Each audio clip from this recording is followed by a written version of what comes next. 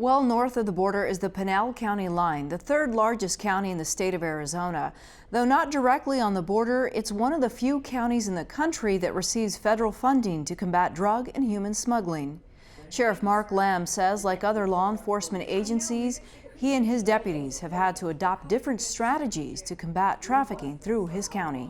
You know, we are about 60, 70 miles north of the border, but just like everywhere in America, everybody's being impacted by the opioid crisis. We're no different. We had a few weeks ago, we had a full week where every morning I woke up to an email where somebody had overdosed. So we're not immune from it.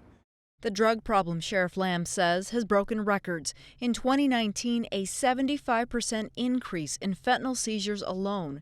The drug coming in multiple forms, 9 pounds of powder, nearly 700 pills. The busts are the results of narcotic investigations, but some of the most notable have been traffic stops.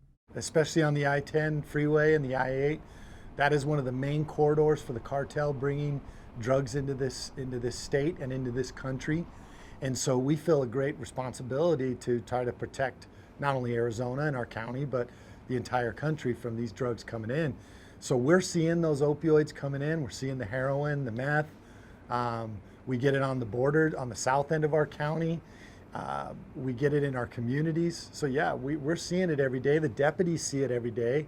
We've actually had, I think, 4 deputies in the last 6 or 8 months that have actually gotten some exposure to it while they've been dealing with an arrest person or a DUI, and they've had to give themselves Narcan or somebody else administered Narcan to them.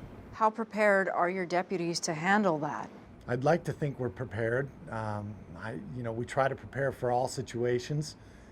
Everybody carries Narcan. I carry Narcan with me, and a lot of times we use that Narcan to help other people that are overdosing. But it's also there for us to be able to save ourselves if we get an exposure.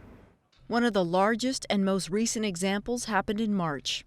We did a traffic stop. It was a cold traffic stop, which means that one of our deputies just stopped this car, and the driver, and then there was a passenger, and she was dressed as a nun with a Bible on her lap.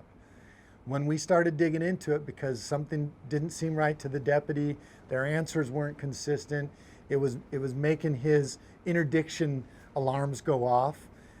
We ended up finding 8 pounds of granular fentanyl stuffed underneath her dress that she was trying to smuggle into this country. 3 grains of granular fentanyl, like 3 grains of salt, if that's how much you had. 3 grains of salt, that amount would kill you and I. 1 grain of carfentanil, which is even more dangerous, would kill somebody. This lady had 8 pounds of it. That would kill thousands of people if that were to be released into the public. So very dangerous drug. So who do you blame? How can the cartel penetrate this region and get into your county? I mean, how is this possible? I've never found blame to be that productive. However, we all share some blame.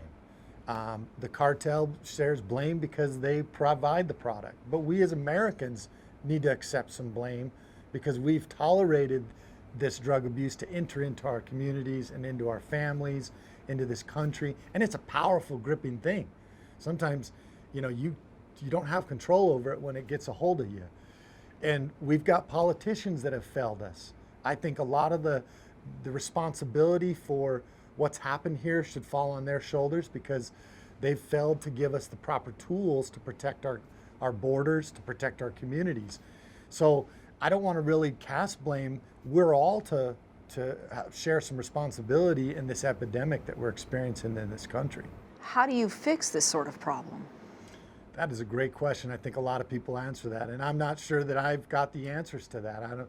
I always say, I joke that it's above my pay grade. I have to focus on what I can do as the sheriff and what we can do as the Pinal County Sheriff's Office. I can't control what other agencies do. I can't control what the feds do.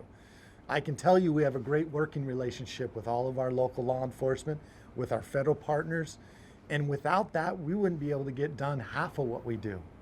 But we still have a huge fight that we're fighting here with the drugs and the cartels. You have to look at it like this. If you take a large business, let's say Walmart. Walmart has an acceptable loss that they will tolerate, whether it's stolen goods, damaged goods, and let's say that loss percentage is 15%. Well, the cartel is $1 billion business, and they also have an acceptable loss ratio. We have heard that it's between 20 and 25%. So the fact that over 20 years they've changed their tactics very little says that we're probably not even impacting them to that 20 to 25% margin. And that's what's scary, is to think about, I've got Connex boxes full of marijuana, and I've got a whole top shelf of the evidence room that's full of drugs, and to think that that's maybe only 20 to 25% of what's coming into our communities, that's alarming.